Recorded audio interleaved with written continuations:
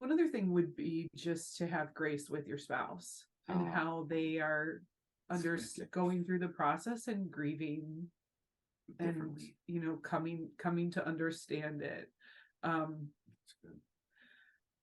Yeah, Nate was really sweet to me because, as we've said, like I was crying every day, and he would just hold my hand or rub my back.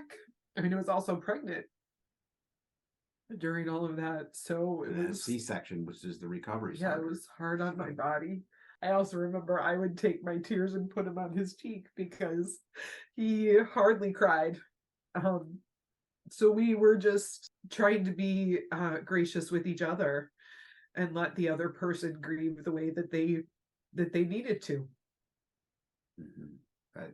That's tricky. That's not easy because everyone grieves differently. But why aren't you grieving like I'm grieving? Why should it be okay that he wasn't crying? Yeah, that I knew he was still feeling it, but not the same way. Did you have the grief counselor before Joey's death? Did you start working with the grief counselor before he died? Yeah, we started working with the grief counselor probably when I was about 6 months pregnant. So yeah, 2.5 months before Joey died. I would sometimes go by myself too, and it was kind of an every other week thing.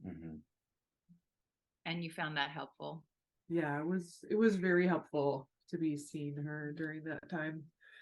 It's hard to show understanding to your spouse when you're trying to just understand your own feelings, number one, the complexity of our own, what's actually happening inside, and then to try to enter into what she's going through, and then for her to do that to me, well, that's a complexity that I didn't have the skill set. I really couldn't, and it was tension for us. Yeah, it was a tricky time. You were really sweet to me, though. Thank you. Not all the time.